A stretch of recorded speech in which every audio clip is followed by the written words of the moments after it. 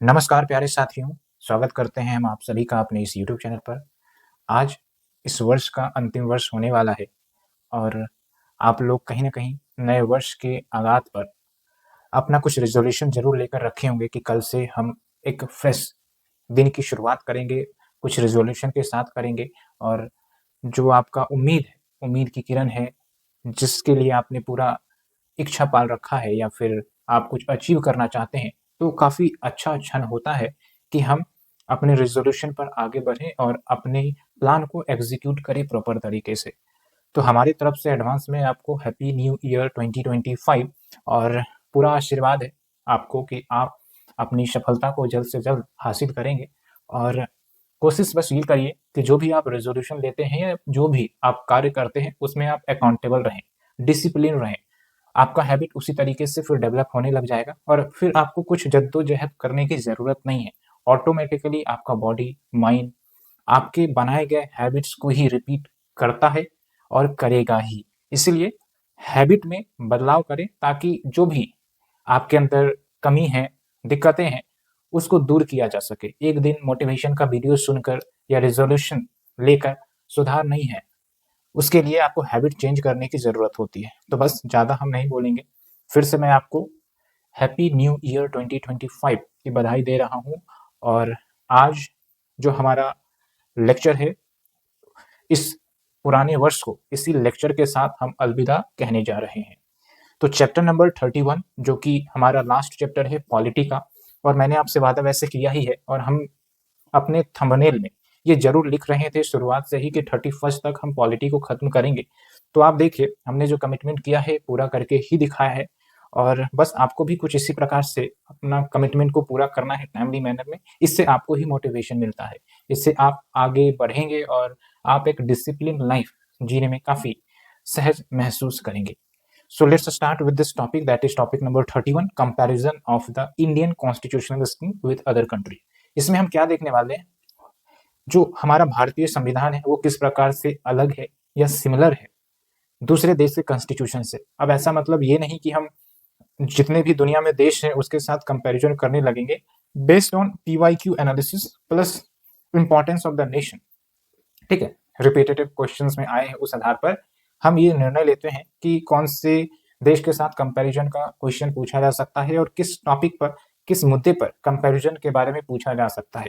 Like हमने पिछले video में आपको कुछ बताया भी था, दिखाया भी था PYQ का, कि एक तो आपका फ्रांस का जो सेकुलरिज्म का कंसेप्ट है वो कैसे इंडिया के सेकुलरिज्म के कंसेप्ट से डिफरेंट है, या फिर जो US की जुडिशियल सिस्टम है इंडिया के जुडिशियल सिस्टम से कैसे डिफरेंट है, या फिर यूके का जो पार्लियामेंट्री सिस्टम है वो हमारे देश के पार्लियामेंट्री सिस्टम से कैसे डिफरेंट है।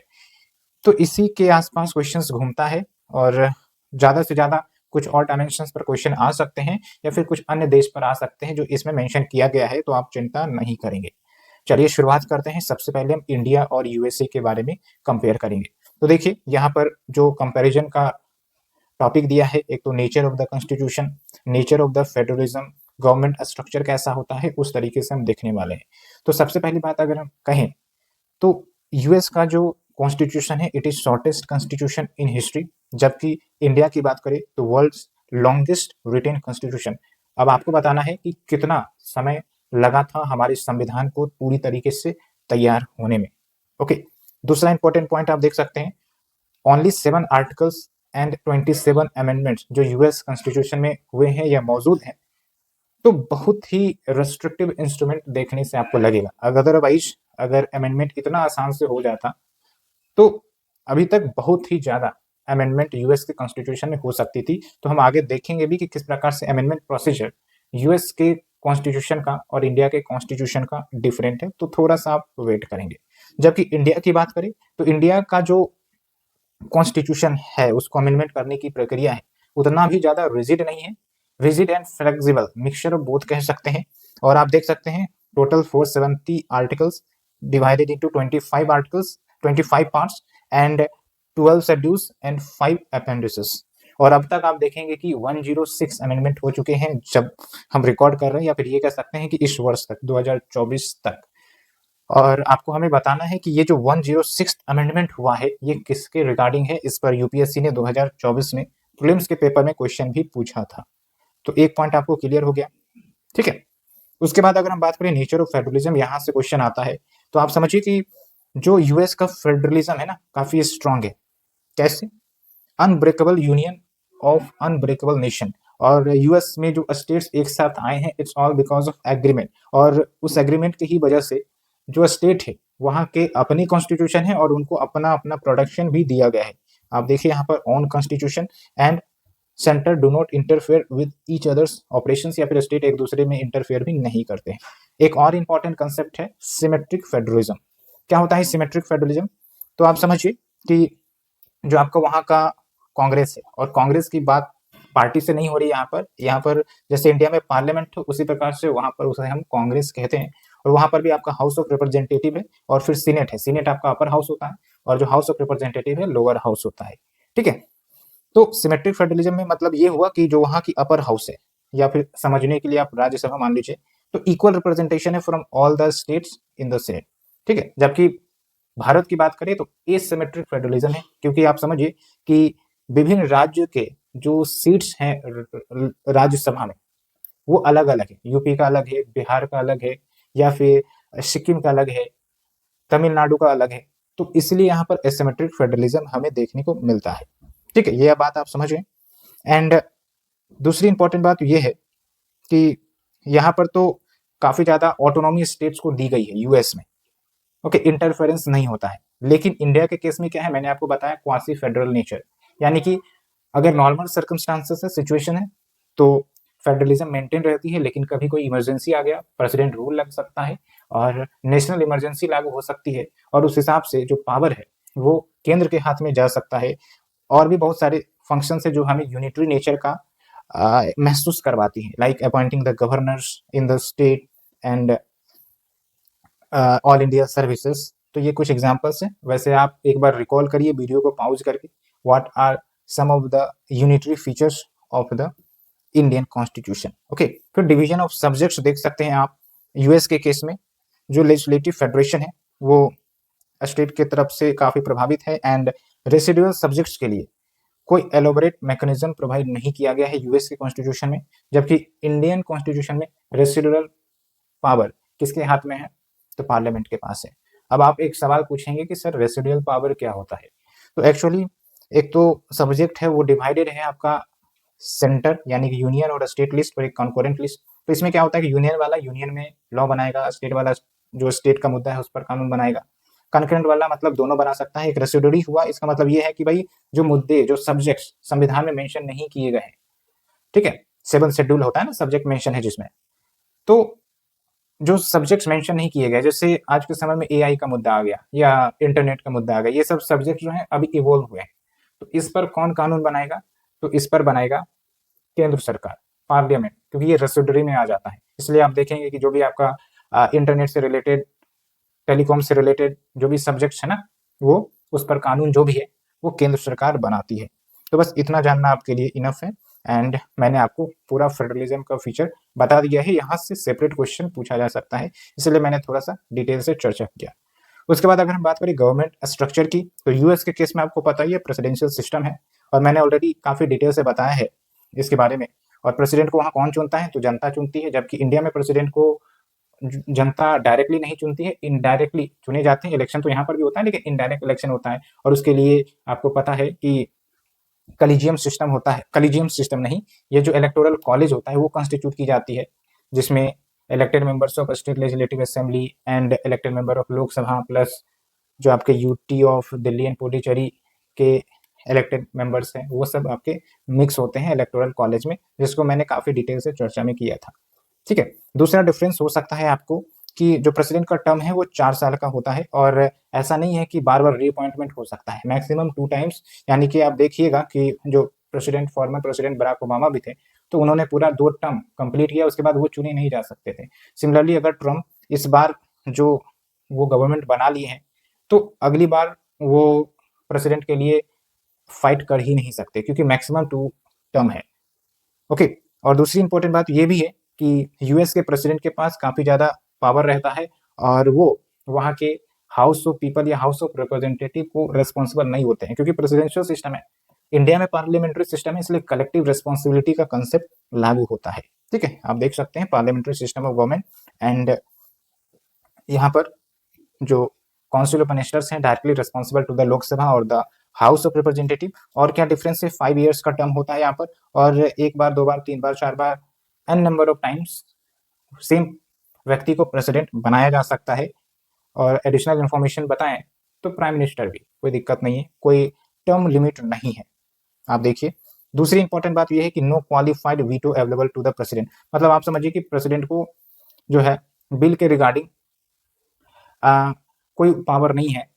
एक बार रिकंसिडरेशन के लिए भेजा जा सकता है, लेकिन दोबारा अगर पार्लियामेंट पास कर देती है तो फिर प्रेसिडेंट को मानना पड़ेगा, एक्सेप्ट करना पड़ेगा, ये कंसेप्ट है। ठीक है, तो एक सवाल आपका ये होगा कि क्वालिफाइड वीटो क्या होता है। तो बेसिकली जो प्रेसिडेंट के पास वीटो पावर होती है, substantial veto and pocket veto along with qualified veto, तो इसके अंतर्गत क्या होता है कि अगर प्रेसिडेंट ने बिल को रिजेक्ट कर दिया, ठीक है, तो दोबारा उस बिल को पास करवाया जा सकता है अगर ज्यादा मेजोरिटी ऑफ वोट्स दूसरी बार में उस बिल के रिगार्डिंग पाया जाता है तो, या मिलता है। ठीक है, ये ध्यान रखेंगे। बाकी अगर हम बात करें इम्पीचमेंट ऑफ प्रेसिडेंट, ऑलरेडी मैंने काफी डिटेल्ड में चर्चा किया है।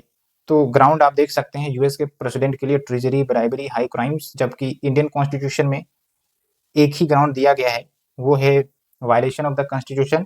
और जो इम्पीचमेंट प्रोसेस होता है वो पार्लियामेंट करती है, और अल्टीमेटली फिर रिमूव हो सकते हैं अगर डिजायर्ड मेजोरिटी के ग्राउंड पर अप्रूवल हो गई है पार्लियामेंट की तरफ से तो।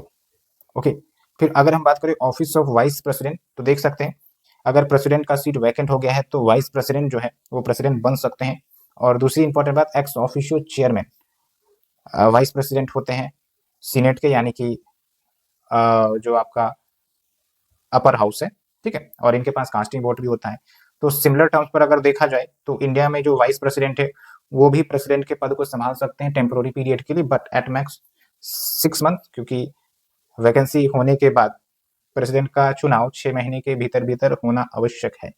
ओके, दूसरी इंपॉर्टेंट बात यह है कि ये भी अपर हाउस के एक्स ऑफिशियो चेयरमैन ही होते हैं, राज्यसभा के एक्स ऑफिशियो चेयरमैन। तो कुछ कुछ पॉइंट पर सिमिलैरिटी दिख रहा होगा और कुछ कुछ पॉइंट्स पर आपको डिफरेंसेस भी दिख रहे होंगे। बाकी अगर हम बात करें सिटीजनशिप की, तो यूएस में 2 सिटीजनशिप चलता है, एक तो स्टेट के लेवल पर और एक चलता है आपका नेशनल लेवल पर। ठीक है, जबकि इंडिया में सिंगल सिटीजनशिप है, ओनली 1 सिटीजनशिप, चाहे आप किसी भी राज्य में हो, राज्य के अपने सिटीजनशिप नहीं है। डोमिसाइल का कंसेप्ट होता है, but domicile does not mean citizenship. आपको हमें बताना है कि डोमिसाइल और सिटीजनशिप में क्या अंतर होता है। तो ये भी पॉइंट क्लियर हो गया। अब हम बात करें लेजिस्लेचर किस प्रकार से फंक्शन करती है, तो देखिए इंडिया में भी 2 हाउस है और यूएस में भी 2 हाउस है। तो यूएस में जो 2 हाउस है, एक तो आपका हाउस ऑफ रिप्रेजेंटेटिव्स कहलाता है और एक दूसरा सीनेट कहलाता है, दोनों को मिलाकर कांग्रेस कहा जाता है। और वहाँ की जो हाउस ऑफ रिप्रेजेंटेटिव है one of the weakest lower house है, क्योंकि वो कलेक्टिव रिस्पॉन्सिबिलिटी का तो कंसेप्ट है ही नहीं, वहाँ प्रेसिडेंशियल सिस्टम है। तो जो प्रेसिडेंट है वो लोअर हाउस या फिर हाउस ऑफ रिप्रेजेंटेटिव को रिस्पॉन्सिबल ही नहीं होते हैं। बाकी अगर हम बात करें तो it consist of 435 members, and जो रिप्रेजेंटेशन ऑफ पीपल है it varies from state to state, जैसे इंडिया में आप देखते हैं। उसी प्रकार से अगर हम सीनेट की बात करें तो ये जो बॉडी है वो परमानेंट है, जैसे राज्यसभा इंडिया में परमानेंट है उसी प्रकार से ये भी परमानेंट है। और ये काफी ज्यादा पावरफुल होता है, ऑर्डिनरी बिल्स हो, अमेंडमेंट बिल्स हो, मनी बिल्स हो, सब इनके जुरिडिक्शन में आता है और यहाँ से पास किया जाता है। और इनके जो टर्म है 6 ईयर्स के टर्म है। और आप यहाँ पर देखेंगे कुछ कॉमन पॉइंट कि एवरी 2 ईयर्स, हर 2 साल में 1/3 मेंबर्स रिटायर हो जाते हैं सीनेट से, यानी कि इफेक्टिवली देखा जाए तो एक मेंबर का जो टर्म है वो 6 साल हो जाता है। और यही कंसेप्ट आपका राज्यसभा इंडिया में लागू होता है, वहां पर भी परमानेंट बॉडी है राज्यसभा। ठीक है, तो कुछ कुछ सिमिलैरिटीज और कुछ कुछ डिफरेंसेस। और ध्यान देना है जब भी यूपीएससी आपको कंपैरिजन के बारे में क्वेश्चन पूछता है ना, तो ऐसा नहीं है कि सिर्फ डिफरेंसेस हम बताएंगे, हम सिमिलैरिटीज भी बताएंगे। ओके, तो ये गलती आपको नहीं दोहरानी है या नहीं करके जानी है, सिंपल भाषा में। बाकी हमने बता दिया है कुछ आप पावर जो राज्यसभा को लिमिटेड है। आप देखिए मनी बिल पर सिर्फ डिस्कशन हो सकता है, ठीक है, उसे वहां से पास हो या ना हो, फिर भी ये मान लिया जाता है कि मनी बिल पास हो गई है अगर लोकसभा से वो पास हो गया है तो सिंपली अगर देखा जाए तो स्ट्रिक्ट सेपरेशन ऑफ पावर आपको दिखेगा प्रेसिडेंशियल सिस्टम में यूएस के, क्योंकि एक तरफ आपका लेजिस्लेचर है, एक तरफ आपका एग्जीक्यूटिव है, तो जो एग्जीक्यूटिव है वो लेजिस्लेचर का हिस्सा नहीं है, जबकि इंडिया में स्ट्रिक्ट सेपरेशन नहीं है, खासकर एग्जीक्यूटिव और लेजिस्लेचर की बात करें तो। कारण मैंने आपको चिल्ला चिल्ला कर 4 बार 5 बार वैसे भी बताया है, पिछले लेक्चर में भी आपको बहुत बार हमने बताया है, तो ज़्यादा रिपीट करने से कोई फायदा नहीं है। एक बार आप पॉज करके रिकॉल करिए, चीज़ें अच्छे से समझ में आएगी।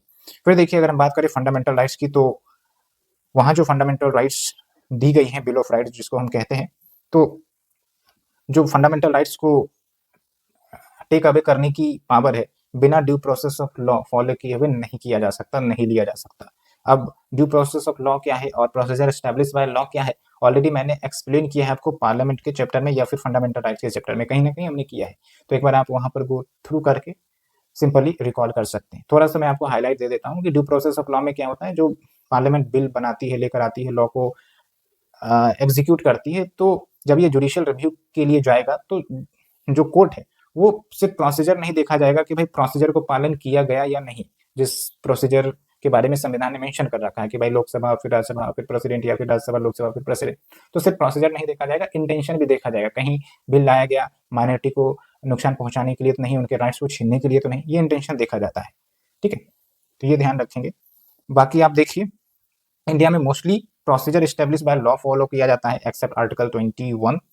ठीक है, तो 21 को सुप्रीम कोर्ट ने काफ़ी इलोबरेटली कंप्रीहेंड किया था, और उसके बाद से ही कहीं ना कहीं ड्यू प्रोसेस लॉ को कंसेप्ट को इंक्लूड करने की बात भी कही गई थी। बाकी फंडामेंटल राइट्स यहाँ पर भी टेक आउट किया जा सकता है, बट प्रॉपर लॉ के माध्यम से। जैसा कि आपने देखा होगा कि राइट टू प्रॉपर्टी को हटाया गया फंडामेंटल राइट्स से और उसको लीगल राइट के रूप में डाला गया है। ओके, तो ये चीज़ है। अब तो और भी प्रोटेक्शन बन गया है। एक है आपका बेसिक स्ट्रक्चर वाला जो प्रोविजन है, ये ध्यान रखना है। पॉलिटी में कहीं पर भी कुछ क्वेश्चंस आप लिखते हैं, तो जहां पर भी बेसिक स्ट्रक्चर संविधान का यूज हो सकता है, उसको आप जरूर इनकॉर्पोरेट करेंगे, और इससे कहीं ना कहीं आंसर्स की जो वजन है, वैल्यू है, वो बढ़ती है। फिर चेक्स एंड बैलेंस के बारे में हमने आपको बता ही दिया है। स्ट्रिक्ट सेपरेशन है यूएसए के केस में, इंडिया में आपका एग्जीक्यूटिव और लेजिस्लेचर इंटरवोवेन है, यानी कि इतना भी स्ट्रिक्ट सेपरेशन नहीं है, क्योंकि एग्जीक्यूटिव लेजिस्लेचर से ही चुने जाते हैं। हाँ, जुडिशरी इंडिपेंडेंसी रखती है, क्योंकि वो सेपरेट है एग्जीक्यूटिव और लेजिस्लेचर से। उनका जो अपॉइंटमेंट प्रोसीजर है अपना ही है, कॉलेजियम सिस्टम आपको पता होगा। फिर देखिए, अगर हम इमरजेंसी की बात करें, तो अमेरिकन कॉन्स्टिट्यूशन में इमरजेंसी शब्द इस्तेमाल नहीं किया गया है, लेकिन हाँ, ये बोला गया है कि जो रिट्स है हैबियस कॉर्पस के, उसको सस्पेंड किया जा सकता है अगर यूएस में रिबेलियन होता है, विद्रोह होता है, या फिर पब्लिक सेफ्टी पर हानि पहुंचती है। तो डायरेक्टली इमरजेंसी के प्रोविजंस की बात नहीं कही गई। हमारे संविधान में एक सेपरेट चैप्टर ही है, पार्ट ही है इमरजेंसी का। क्या आप उस पार्ट का नाम बता सकते हैं? और उसके अंतर्गत भी क्या, प्रेसिडेंशियल, नेशनल इमरजेंसी, उसके भी अपने ग्राउंड है। ठीक है, और एक बार हमारे देश में इमरजेंसी भी लगी है। तो ये पॉइंट हो गया। फिर जुडिशरी के बारे में मैंने आपको बता ही दिया है। थोड़ा सा आप समझिए कि जो यूएस की जुडिशरी है, उसमें जो जज अपॉइंट किए जाते हैं वो प्रेसिडेंट के द्वारा तो किए जाते हैं, इंडिया में भी किए जाते हैं, लेकिन देखिए आप यहाँ पर जो यूएस के केस है, प्रेसिडेंट अपॉइंट कर देते हैं, लेकिन कन्फर्म होता है सीनेट के द्वारा, जो वहाँ का अपर हाउस है। एंड रिमूव कैसे होगा? तो जो कांग्रेस है, यानी कि पार्लियामेंट, वहां से रिमूवल प्रोसेस चलेगी, एंड प्रेसिडेंट जो है उसको फिर इम्पीच करेंगे। ठीक है, उसके बाद देखिए, president controls their salaries and emoluments, and जो सुप्रीम कोर्ट के जज है वो अपॉइंट किए जाते हैं without regard to any qualification. ये सबसे इंपॉर्टेंट फैक्ट है वैसे, अगर कंपैरिजन देखा जाए तो। इंडिया के संविधान में तो जुडिशरी के एजुकेशनल क्वालिफिकेशन की बात करी गई है ना, एज की बात करी गई है। ठीक है, और कितना प्रैक्टिस किया है, उस हिसाब से सुप्रीम कोर्ट के या हाई कोर्ट के जज बनाए जा सकते हैं। भारत में क्या है, जुडिशियल अपॉइंटमेंट में प्रक्रिया तो कलीजियम सिस्टम है। ऑलरेडी मैंने कलीजियम सिस्टम के बारे में डिटेल से चर्चा की है। तो यहाँ पर आप देखेंगे, more power to the judiciary regarding the appointment of the जजेस to itself rather than to the executive or the legislature.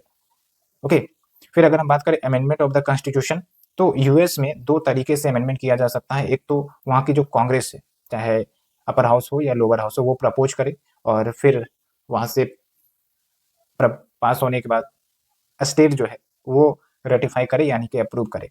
और यहाँ पर देखिए कैसे होगा, तो जो कांग्रेस है, यानी कि अपर हाउस और लोअर हाउस, तो वहां से अमेंडमेंट मोशन पास किए जाएंगे by 2/3 of the majority of the both the house, जो दोनों सदन है। और फिर स्टेट को रेटिफाई करना पड़ेगा एटलीस्ट 3/4 ऑफ द स्टेट्स, कम से कम 3/4। 3/4 कितना हो गया भाई? तो 75%। तो इसलिए आप देखेंगे वहाँ पर फेडरलिज्म ज़्यादा रिफ्लेक्ट होती है। और इंडिया के केस में हम बात करेंगे कुछ रेस्ट्रिक्शंस है।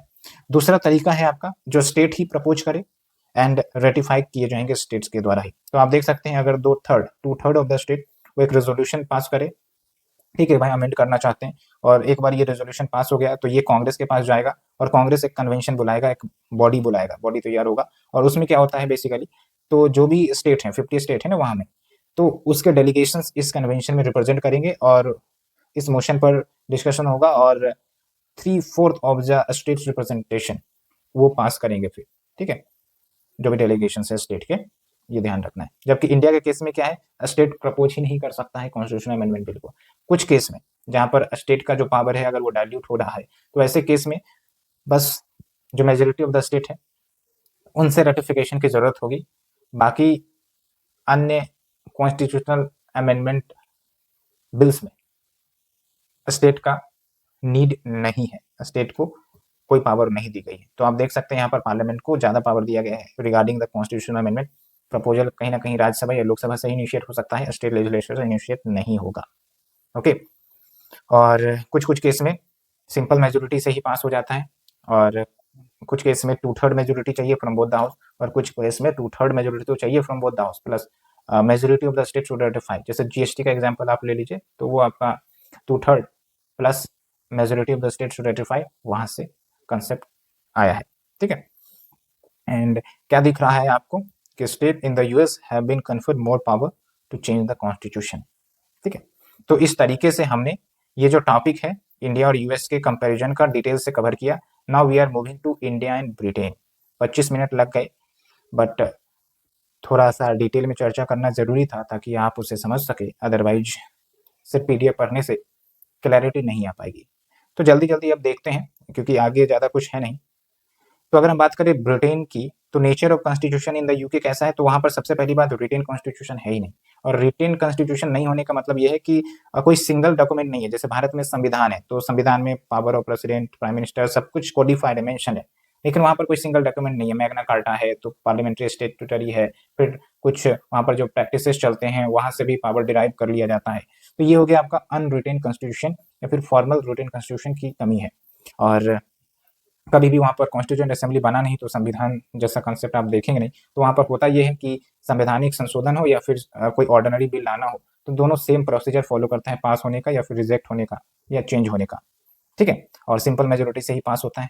इंडिया में तो मैंने आपको बताया कि रिटेन कॉन्स्टिट्यूशन है और फ्लेक्सिबल और रिजिड पैटर्न दोनों मिलता है regarding the amendment of the constitution. Okay, कुछ यूनिटरी पावर्स भी हैं और कुछ फेडरल फीचर्स भी दिखेंगे, इसलिए क्वासी फेडरल फीचर आपको दिखता है। और यूके में क्या है ना, आपका फेडरलिज्म नहीं है, ठीक है। जो वहाँ की स्टेट है, यूनिट्स है, वो संविधान से कोई पावर डिराइव नहीं करती है। जबकि इंडिया में क्या है, जो स्टेट्स है उनको पावर संविधान से ही मिलता है, सिंपल सा है। फिर अगर हम बात करें नेचर ऑफ स्टेट, तो ब्रिटिश पार्लियामेंट सॉवरेन बॉडी है। ये इंपॉर्टेंट बात है, यहाँ से कंपैरिजन भी पूछा गया। सॉवरेन बॉडी मतलब किसी भी मुद्दे पर वो कानून बना सकती है, लॉ बना सकती है और जुडिशरी उसमें इंटरफेयर नहीं कर सकता। जबकि इंडिया में क्या है, फेडरल नेचर है, स्टेट इंटरफेयर कर सकते हैं और जुडिशरी भी इंटरफेयर कर सकती है, और बेसिक स्ट्रक्चर का नियम आपको पता है वैसे तो है ही। और अगर हम बात करें how the sovereignty of parliament is visible there, तो आप देखिए लिमिटलेस लेजिस्लेटिव अथॉरिटी है वहाँ की पार्लियामेंट में, और कोई भी स्टेट्यू पास किया जा सकता है, यानी बिल पास किया जा सकता है, अमेंड किया जा सकता है, रिपील किया जा सकता है। एंड इट कैन, ये जो आपका लेजिटिमेसी है लेजिस्लेशन का, यानी कि लीगलिटी है कि भाई वो बिल संवैधानिक रूप से सही है या गलत है, तो it can not be decided by the courts. जबकि यहाँ पर कोर्ट्स डिसाइड करती है काफी अच्छे तरीके से। और आप कुछ एग्जांपल्स भी लिख सकते हैं, इलेक्टोरल बॉन्ड जो अभी हाल फिलहाल में इसको टर्न डाउन किया है, फिर NJAC national judicial appointment committee, फिर इलेक्टोरल रिफॉर्म से रिलेटेड हमने कुछ सुप्रीम कोर्ट के जजमेंट डिस्कस किए थे, तो वहां पर भी आपको दिख जाएगा कि किस प्रकार से जुडिशरी जो है इंडिपेंडेंसी रखती है। और ऐसा नहीं है कि यहाँ की जुडिशरी जो है वो सबड्यूड है पार्लियामेंट से और स्टेट लेजिस्लेचर से, ऐसा नहीं है, सबको ऑटोनॉमी दिया गया है। फिर देखिए एग्जीक्यूटिव की बात करें तो वहां की जो एग्जीक्यूटिव है यूके की, तो it is made up of civil servants, privy council, permanent executive of the council of ministers, king and the prime minister. And जो एग्जीक्यूटिव है ना वहाँ की, इंडिविजुअल लीगल रिस्पॉन्सिबिलिटी है, यानी कि वहाँ के जो मिनिस्टर्स हैं वो लीगली अकाउंटेबल है। अब सर ये लीगली अकाउंटेबल क्या है, तो एक्चुअली क्या है ना कि जो वहाँ का मिनिस्टर जो उनको ड्यूटी दी गई है, अगर उसमें कहीं ना कहीं कमी या खामियां कुछ गड़बड़ी हो जाती है तो फिर उनको रिजाइन करना पड़ेगा। इसी को कहते हैं लीगल अकाउंटेबिलिटी। जबकि इंडिया में क्या है, कहीं कोई पुल गिर गया, ब्रिज गिर गया, रेल हादसा हो गया, तो भाई जो मिनिस्टर उसके लिए जिम्मेदार है, मोरल रिस्पॉन्सिबिलिटी वो ले सकते हैं, मोरल अकाउंटेबिलिटी ले सकते हैं, लेकिन उसको पद से हटाया नहीं जा सकता। वो उनके डिस्क्रिप्शन पर या पीएम के डिस्क्रिप्शन पर निर्भर करेगा कि उनको हटाया जाए या नहीं हटाया जाए। ओके, हालांकि आप हमें बताइए कि मिनिस्टर्स को अगर रिमूव करना हो तो उसे कौन रिमूव करता है? क्या प्राइम मिनिस्टर का कोई रोल होता है, हाँ या ना? एग्जाम्पल देते चले। उसके बाद अगर हम बात करें nature of head of the state, तो जो head of the state UK में है कॉन्स्टिट्यूशनल मोनार्की है। कॉन्स्टिट्यूशनल मोनार्की मतलब ये है कि भाई वहाँ के जो किंग है वो रहेंगे और फिर उन्हीं के हेरिडेटरी तरीके से रिप्लेस होते जाएंगे। जैसे अभी आप देखते हैं शायद चार्ल्स 3 है क्या, एक बार आप कंफर्म करिएगा, फिर इनके जाने के बाद कोई दूसरा हेरिडेटरी मोनार्क आ सकते हैं। Okay, and the king does not have any discretionary authority, कोई भी डिस्क्रिशनरी अथॉरिटी नहीं है, जबकि इंडिया के प्रेसिडेंट के पास कुछ डिस्क्रिशनरी अथॉरिटी है। बाकी मेजोरिटी केस में तो वो aid and advice of the council of minister पर ही कार्य करते हैं। एंड जो यूके के प्रेसिडेंट है, यूके के जो मोनार्क है, इनको गोल्डन जीरो भी कहा जाता है। एंड एक इंपॉर्टेंट पॉइंट है कि king is said to have complete immunity, complete protection है, और इस विचारधारा से कि किंग कभी गलत कर ही नहीं सकते। ठीक है, ये ध्यान रखना। जबकि इंडिया के केस में क्या है, जो हमारे प्रेसिडेंट चुने जाते हैं, हेड ऑफ द स्टेट चुने जाते हैं, वो बेसिकली इनडायरेक्ट इलेक्शन के माध्यम से। ओके, लेकिन इलेक्शन तो होता है, इसलिए तो रिपब्लिक है कि head of the state is elected, भले ही इनडायरेक्ट इलेक्शन क्यों ना हो। हालांकि यहाँ के भी प्रेसिडेंट सेरेमोनिकल हेड ही होते हैं या नॉमिनल हेड ही होते हैं। Majority of the power is concentrated to the prime minister, जो कि रियल एग्जीक्यूटिव भी कहे जाते हैं। एंड प्रेसिडेंट को यहाँ इम्पीच किया जा सकता है on the ground that violation of the constitution. Simple है, समझ में आ रहा होगा एक एक चीज। आप थोड़ा सा कॉन्शियस तरीके से सुनते चलिए लेक्चर को, जहां पर भी हमें समझाने का नीड लगता है मैं आपको समझाते चलता हूँ। बाकी यहाँ देखिए, अगर जुडिशरी से कंपैरिजन करें तो जो रूल ऑफ लॉ है वो प्रोटेक्टेड है वहां पर जुडिशरी के कारण। ओके, एंड अगर वहां के जज को हटाना है तो सीरियस मिसबिहेवियर के ग्राउंड पर ही हटाया जा सकता है, और रिमूवल के लिए ये जरूरी है कि दोनों सदनों से अप्रूवल मिले तभी हटाए जा सकते हैं। जबकि इंडिया के केस में क्या है कि भाई जुडिशरी इंडिपेंडेंट तो है, साथ के साथ जो रिमूवल प्रोसेस है काफी कम्प्लेक्स है। और मैंने ऑलरेडी डिस्कस किया है कि जिस प्रकार से प्रेसिडेंट का रिमूवल होता है, लगभग सिमिलर पैटर्न आपका सुप्रीम कोर्ट या हाई कोर्ट के जज का रिमूवल प्रोसीजर को फॉलो किया जाता है, यानी पार्लियामेंट से ही रिमूवल प्रोसेस सब की प्रक्रियाएं आगे बढ़ती हैं। हालांकि यहाँ पर जुडिशरी को अपने ऑटोनॉमी या इंडिपेंडेंसी के प्रोटेक्शन के लिए कुछ कंसेप्ट इवॉल्व किया है, like idea of basic structure, जिससे पार्लियामेंट की जो बहुत सारी पावर को रेस्ट्रिक्ट किया गया है। केशव नंदा भारती केस में ये आपका बेसिक स्ट्रक्चर का कंसेप्ट आया था। तो एक प्रकार से इंडिया की जो जुडिशरी है डायनेमिक जुडिशरी है, टाइम टू टाइम ये डिफरेंट जजमेंट प्रोवाइड करते रहे हैं, जैसे त्रिपुरा तलाक का मुद्दा हो गया, ठीक है, या फिर एनजेएससी को रिजेक्ट करने की मुद्दा हो गया। तो ये सब कुछ है। बाकी अगर हम बात करें वहाँ की लेजिस्लेचर की, यूके की, तो ब्रिटिश पार्लियामेंट को भी दो चैम्बर में डिवाइड किया गया है। एक तो हाउस ऑफ लॉर्ड है जिसकी अथॉरिटी या पावर अनफिक्स्ड है, और दूसरा है आपका हाउस ऑफ कॉमन जिसकी मेंबरशिप 650 है। और अगर अमेंडमेंट प्रपोज करना है संविधान में, मतलब संविधान तो अब नहीं बोलेंगे क्योंकि सिमिलर पैटर्न होता है ऑर्डिनरी लॉ या फिर वहाँ की जो संवैधानिक प्रोविजंस उसमें चेंज करने में, तो देखिए वहाँ पर जो हाउस ऑफ कॉमन्स है उसके पास ज़्यादा पावर है, और बिल को प्रपोज किया जा सकता है by the house of the lords amendment के लिए, और अप्रूव भी किया जा सकता है, लेकिन लिमिटेड अथॉरिटी है। क्योंकि लेट्स से अगर हाउस ऑफ लॉर्ड के पास बिल आया, अमेंडमेंट बिल आया, तो ये रिजेक्ट तो कर सकती है, पावर है रिजेक्ट करने का, लेकिन तो उस बिल को मैक्सिमम 1 ईयर के लिए डिले किया जा सकता है, उसके बाद वो बिल पास हो जाएगा। ठीक है, तो आपको दिख रहा होगा लिमिटेड पावर है। जबकि यहाँ पर बाई कैमरल लेजिस्लेचर है, और अगर ऑर्डिनरी बिल है, अगर मनी बिल को छोड़ दिया जाए, तो जो भी ऑर्डिनरी बिल है या कॉन्स्टिट्यूशनल अमेंडमेंट बिल है, तो यहाँ पर राज्यसभा और लोकसभा इक्वल पावर इंजॉय करती है। ठीक है, और दोनों सदनों से पास किया जाना होगा, और अगर ऑर्डिनरी बिल है तो सिंपल मेजोरिटी, और कॉन्स्टिट्यूशनल अमेंडमेंट बिल है तो स्पेशल मेजोरिटी। ठीक है, फिर आते हैं स्पीकर के रोल पर। तो यहाँ पर एक खास बात यह है कि यूके में अगर कोई स्पीकर बन गया तो हमेशा वही स्पीकर रहेगा, ये रूल है इन द यूके। ठीक है, तो ये डिनोट करता है स्पीकर्स लोकल कॉन्स्टिट्यूएंसी जो है, जिस कॉन्स्टिट्यूएंसी से स्पीकर खड़ा होती है वो अनकंटेस्टेड है, कोई दूसरा उस पर खड़ा नहीं हो सकता। और जब कोई व्यक्ति अब स्पीकर के रूप में अपॉइंट होता है तो जिस भी पॉलिटिकल पार्टी से है उसको रिजाइन देना पड़ता है। जबकि इंडिया के केस में क्या है कि भाई स्पीकर की चुनाव जो है वो हाउस ही करता है, लोकसभा का हाउस ही करता है, और कोई जरूरी नहीं कि भाई पिछले बार जिस कॉन्स्टिट्यूएंसी से था उस बार भी उसी कॉन्स्टिट्यूशन से होगा, वही होगा, कोई ज़रूरी नहीं है। और आप देखेंगे कि बार-बार स्पीकर के पोजीशन चेंज होते रहे हैं। ओके, 15th लोकसभा में कोई और, 16th में, फिर 17th में, 18th में। ओके, दूसरी इंपॉर्टेंट बात यह है कि यहाँ अगर स्पीकर के पद पर चुन लिया जाता है तो कोई ज़रूरी नहीं है कि वो पार्टी से रिज़ाइन करे, और ये एक बड़ा दिक्कत वाली बात है। इसको आप सजेशंस में यूज़ कर सकते हैं कि भाई स्पीकर के जो इम्पार्शियलिटी है उसको अगर इम्प्रूव करना है तो ये भी तरीका हो सकता है कि जब भी कोई भी व्यक्ति, जनरली ये रूलिंग पार्टी से ही होते हैं, स्पीकर के पद पर चुना जाए तो जिस डेट को चुना जाए उस डेट के बाद से स्पीकर जो है अपने पॉलिटिकल पार्टी से रिजाइन कर दे, और जब भी वह स्पीकर के पद से हटेंगे फिर पार्टी की मेंबरशिप को रिज्यूम किया जा सकता है। ठीक है, ये पॉइंट आपको क्लियर होना चाहिए। फिर प्राइम मिनिस्टर की बात करें तो देख लीजिए, in Britain it is customary for the prime minister कि वो हाउस ऑफ कॉमन्स के ही मेंबर होंगे, जबकि इंडिया में क्या है, वो लोकसभा राज्यसभा दोनों में से किसी के मेंबर हो सकते हैं। इवन मेंबर नहीं भी है तब भी ये 6 महीने तक जो है प्राइम मिनिस्टर के पद पर तो संभाल ही सकते हैं, क्योंकि 6 महीने के बाद अगर उन्होंने मेंबरशिप हासिल नहीं किया तो फिर उनकी जो प्राइम मिनिस्टर है या मिनिस्टरशिप है वो रिजेक्ट हो जाती है। फिर देखिए, जो यूके है वहाँ पर शैडो कैबिनेट का कंसेप्ट है, और ये shadow cabinet basically opposition party मिलकर बनाती है।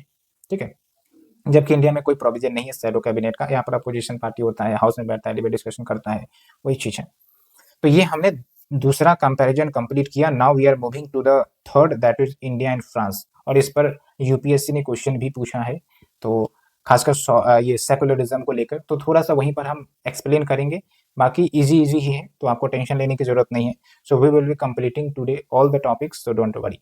तो अगर हम बात करें nature of the France constitution, तो यूनिटरी फॉर्म ऑफ गवर्नमेंट है, यानी कि वहां पर स्टेट का कंसेप्ट नहीं है। ठीक है, मतलब डिवीजन तो होगा यूनिट्स में, लेकिन आप ऐसा सोचेंगे कि भाई स्टेट को संविधान ने पावर दिया, तो ऐसा कुछ नहीं है।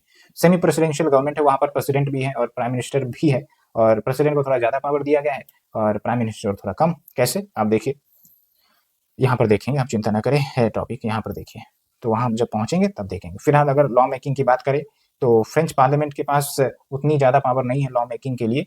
बेसिकली क्या होता है, जो लेजिस्लेचर है उनके पास कुछ लिस्ट ऑफ सब्जेक्ट्स होते हैं जिस पर वो लेजिस्लेशन पास कर सकते हैं, जबकि प्रेसिडेंट के पास भी कुछ सब्जेक्ट्स मेंशन रहते हैं जिस पर वो लॉ बना सकते हैं। ठीक है, यानी कि यहाँ पर प्रेसिडेंट और लेजिस्लेचर दोनों लॉ बना सकता है और वो सब्जेक्ट डिमार्केटेड है। ठीक है, तो ये कुछ यूनिक कंसेप्ट आपको यहाँ पर देखने को मिला होगा।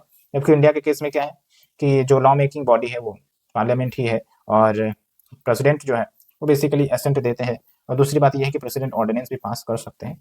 ठीक है, और फिर पार्लियामेंट की बात करें तो फ्रेंच का पार्लियामेंट भी बाइकैमरल है, national assembly and the senate, और नेशनल असेंबली जो है उसके पास ज्यादा पावर है than the senate. Okay, that's why जो वहाँ की बाइकैमरल सिस्टम है अनइक्वल है। ओके, एंड यहाँ पर भी आप देखेंगे सीनेट को डिसॉल्व नहीं किया जा सकता, तो कुछ सिमिलैरिटीज भी आपको दिखेंगी। तो आप ऐसा ना समझने का कोशिश करें कि भाई सिर्फ डिफरेंस ही हम देख रहे हैं, सिमिलैरिटीज को भी साथ में ध्यान रखकर आगे बढ़ते रहेंगे। ओके, तो देखिए, राज्यसभा के पास लिमिटेड पावर है एज कम्पेयर टू लोकसभा, और मैंने आपको बताया ये लिमिटेशन किस किस चीज में झलकता है, थोड़ा सा आप पॉज करके रिकॉल कर सकते हैं। उसके बाद देखिए, कॉन्स्टिट्यूशनल अमेंडमेंट का पावर तो है ही, तो ये मैं बता रहा हूँ, बाकी ऑलरेडी चीजें रिपीट होती है तो बार बार रिपीट नहीं करने वाला हूँ मैं, थोड़ा सा आपको रिकॉल करते चलना है ताकि आपका भी समय बचेगा।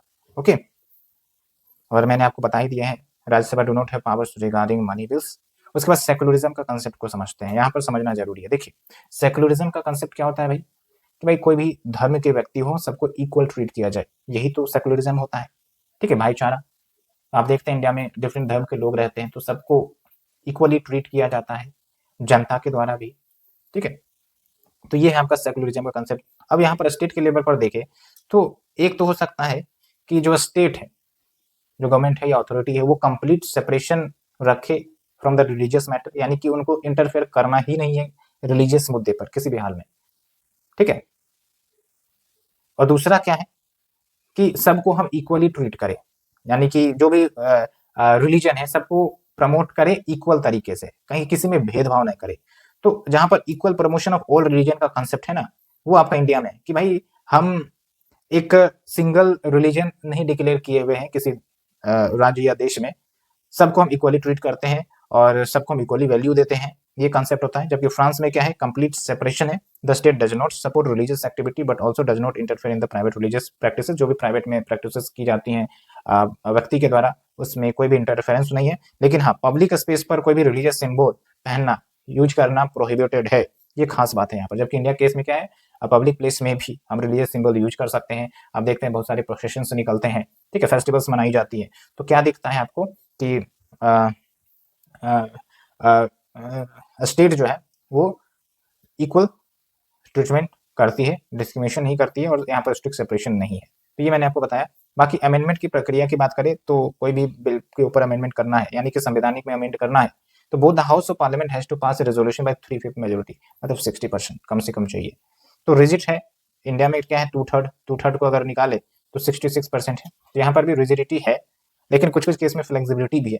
ओके, एंड यहाँ पर देख सकते हैं the president may also choose to refer the amendment to the people by referendum. Referendum के माध्यम से भी सलाह लिया जा सकता है, और रेफरेंडम का मतलब ये होता है कि लोगों की विचारधारा के आधार पर निर्णय लेना।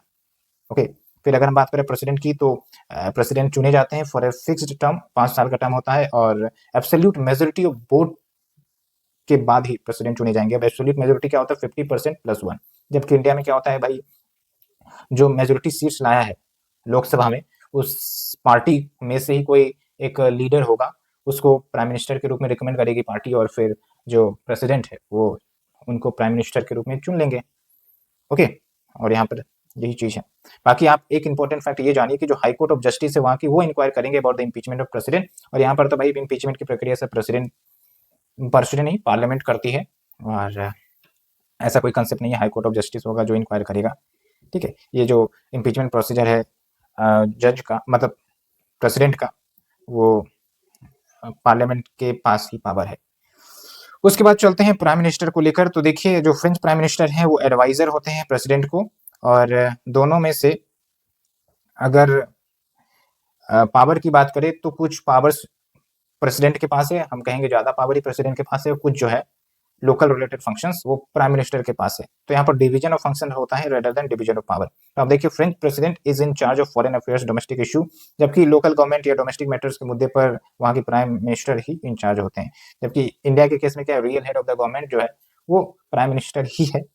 ठीक है, and now we are coming to the judiciary. तो आप देखिए, हाई काउंसिल ऑफ जस्टिस वो नॉमिनेट करते हैं जज को, एंड जो प्रेसिडेंट है मेंबर्स है जुडिशरी के, ये बेसिकली इंचार्ज होते हैं इस बॉडी के, एंड जो प्रेसिडेंट है उसको गार्जियन ऑफ द जुडिशरी भी कहा जाता है। जबकि इंडिया के केस में क्या है भाई, ऑटोनॉमी बना के रखे हैं जुडिशरी ने, मैंने आपको कलीजियम सिस्टम के बारे में बताया था, और जो ओथ है, शपथ ग्रहण जो है प्रेसिडेंट दिलवाते हैं जज को, और इम्पीचमेंट आपका जज का पार्लियामेंट के प्रोसीजर के आधार पर होता है, और इम्पीचमेंट के लिए सहमति है वो प्रेसिडेंट ही देते हैं ultimately. Now we are moving to the comparison of India constitution with the Japan constitution. तो आप देख सकते हैं 45 मिनट्स होने वाले हैं, एंड जस्ट आपके 2 पार्ट्स बचे हैं, एक तो जापान का और एक इंडिया और साउथ अफ्रीका का। तो मेरे ख्याल से 10 मिनट का और खेल है। चलिए चलते हैं। उम्मीद करते हैं कि इस वर्ष में आपने काफी अच्छे से पढ़ाई की होगी, और अगर नहीं कर पाए हैं तो कोई दिक्कत नहीं, पछतावा करने की जरूरत नहीं है। आगे का जो दिन है वो सुनहरा आने वाला है आपके लिए। तो बस पढ़ाई को कंटिन्यू करिए, और अच्छे से जहाँ पर भी खामियां है, वीकनेस है, उसको ध्यान में रखते हुए, उसको दूर करते हुए आगे बढ़िए। देखिए, आप खुद एक दिन खिल जाएंगे राइट टाइम आने के बाद। ओके, सो अगर हम बात करें इंडिया और जापान की, तो नेचर ऑफ कॉन्स्टिट्यूशन की बात करें तो वहाँ पर भी पार्लियामेंट्री फॉर्म ऑफ गवर्नमेंट है, और प्राइम मिनिस्टर के पास ज्यादा पावर ही होता है। जबकि वहाँ के जो हेड है, जो कि हम कह सकते हैं सिंबॉलिकल है, इम्पेरर ऑफ जापान, जो कि स्टेट का सिंबल है and symbol of unity of the people, ceremonial duties है। जबकि वहाँ की लेजिस्लेचर को डाइट कहा जाता है, ये ध्यान रखेंगे। ठीक है, और इसमें आपका हाउस ऑफ रिप्रेजेंटेटिव और हाउस ऑफ काउंसिलर्स होते हैं। इंडिया के बारे में मैंने आपको बता ही दिया है, और इंडिया के केस में देख लीजिए, और जापान में दोनों में रिटन कॉन्स्टिट्यूशन है, इंडिया में फ्लेक्सिबल एंड रिजिड है। और अगर हम बात करें, United State is provided for by the Japanese constitution. Okay, so now we are moving to the executive part. तो आप देखिए, जो इम्पेरर है under the direction of the Diet, ये प्राइम मिनिस्टर को अपॉइंट करते हैं, जो कि head of the executive branch होते हैं प्राइम मिनिस्टर। ठीक है, मैंने आपको बताया प्राइम मिनिस्टर वहाँ के काफी पावरफुल होते हैं, और आप हमें बताइए फिलहाल वहाँ के प्राइम मिनिस्टर कौन है। और जो प्राइम मिनिस्टर वहाँ के, he must both be a civilian and member of one of the Diet's house. Similarly यहाँ पर भी क्या है, इंडिया के केस में जो प्राइम मिनिस्टर होते हैं या तो राज्यसभा या फिर लोकसभा के सदस्य होने चाहिए, दोनों में से किसी के। फिर अगर हम बात करें जुडिशरी की, तो आप देख सकते हैं यहाँ पर supreme court and lower court, इनको जुडिशियल अथॉरिटी दी गई है, एंड वहाँ पर कॉन्स्टिट्यूशन मोनार्की है विद सिविल लॉ सिस्टम। जबकि इंडिया के केस में क्या है, लगभग सिमिलर कंपेरेबल लॉ है regarding the appointment, removal and fixed retirement age of the जज, एंड वहाँ पर तो आप देखिए कि जो डाइट है वो अपॉइंट करते हैं जज को, जबकि इंडिया के केस में जज के अपॉइंटमेंट का कार्य प्रेसिडेंट का होता है विद द कलीजियम सिस्टम। यहाँ पर जज के अपॉइंटमेंट के लिए पार्लियामेंट का कोई रोल नहीं है।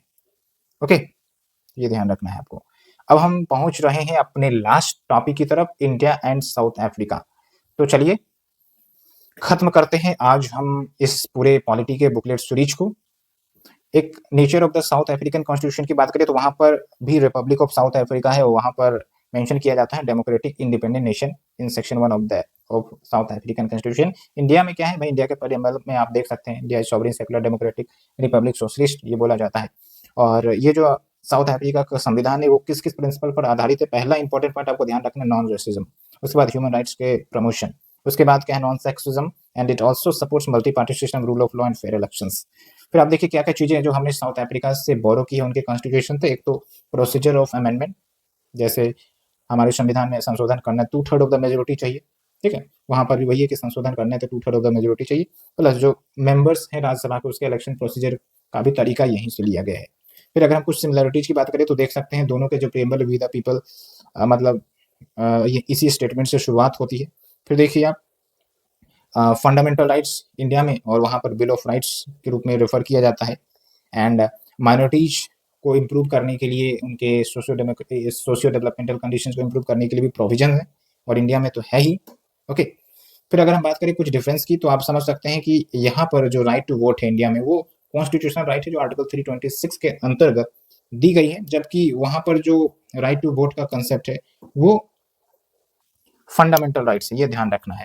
जबकि राइट टू प्रॉपर्टी की बात करें तो इंडिया में ये भी एक लीगल राइट बन गया है अंडर आर्टिकल 300A, जो कि पहले एक फंडामेंटल राइट्स हुआ करता था अंडर आर्टिकल 31, जबकि साउथ अफ्रीका में क्या है, ये अभी भी फंडामेंटल राइट्स है। तो ये हमने पूरा डिफरेंस कंप्लीट किया और ये पूरा जो कंपैरिजन वाला टॉपिक है उसे कंप्लीट किया।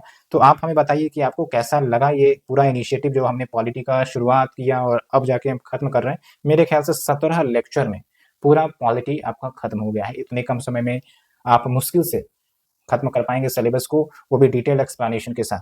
तो बस आपको सपोर्ट करते रहना है, लाइक शेयर कमेंट करते रहिए वीडियो के ऊपर और आप अपने रिस्पॉन्स और सुझाव देते चलेंगे। Thank you. और इसके बाद हम फिर अगले वर्ष के साथ कुछ नया इनिशिएटिव लाएंगे that will be very very helpful for your examination. तो बस यही है, पढ़ाई करिए बढ़िया से and take resolution and be stick on your discipline. Thank you very much.